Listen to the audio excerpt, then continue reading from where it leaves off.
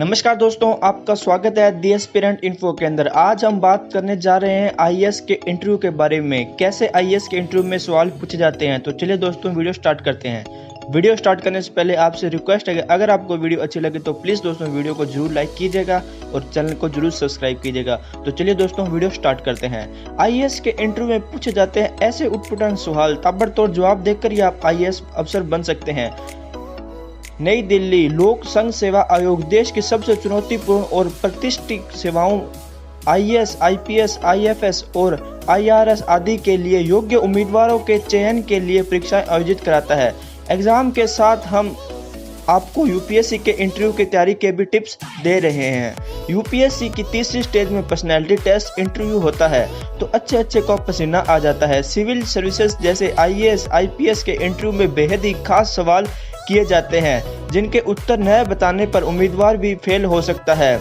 ये सवाल आपके नजरिए तर्कशील को परखने के लिए पूछे जाते हैं।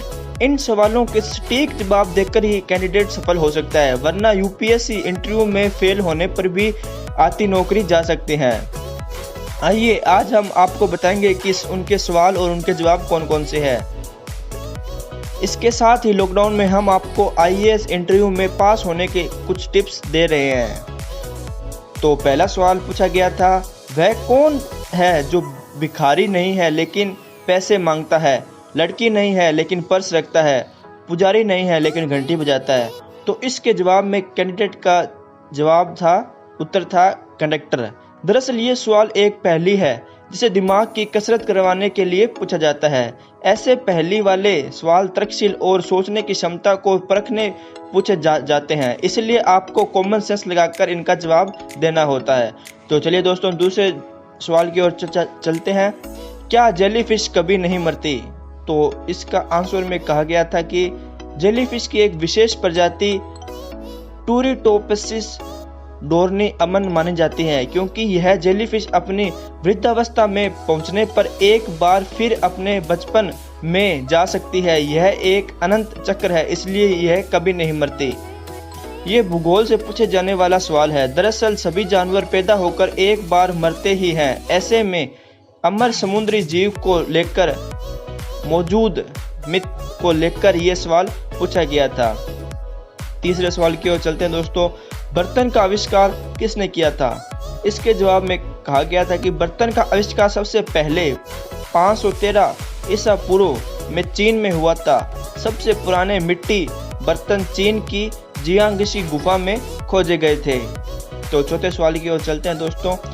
एक मेज पर एक प्लेट में 2 केले रखे हैं लेकिन खाने वाले 3 लोग हैं, तो बिना काटे कैसे खाएंगे?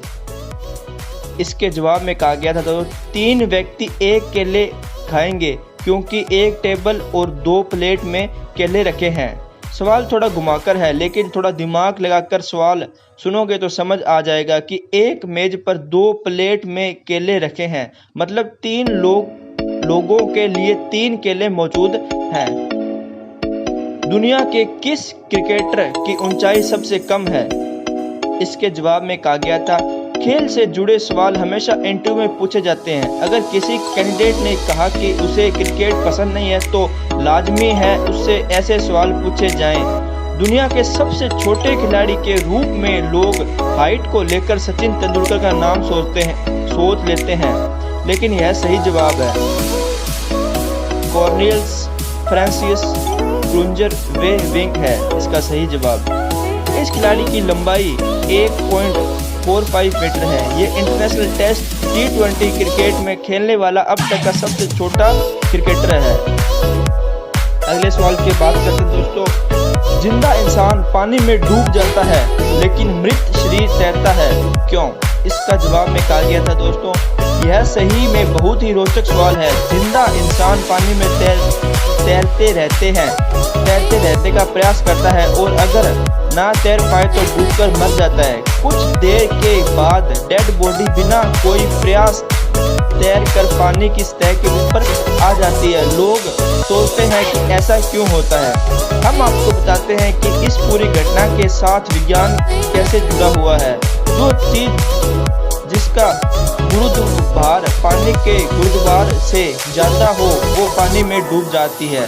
इंसान का शरीर जब वो जिंदा होता है तब ज़्यादा गुरुत्वाकर्षण वाला होता है और इसी के लिए वो डूब जाता है। डूबने के बाद इंसान मर जाता है और उसके शरीर में पानी भर जाता है। शरीर का प्रतिरक्षा तंत्र काम न करने से बैक्टीरिया बढ़ते हैं और इसके चलते शरीर में गैस बनती है। धीरे धीरे शरीर का विघटन होना शुरू हो जाता है और वो पानी की सतह पर तैरने लगता है।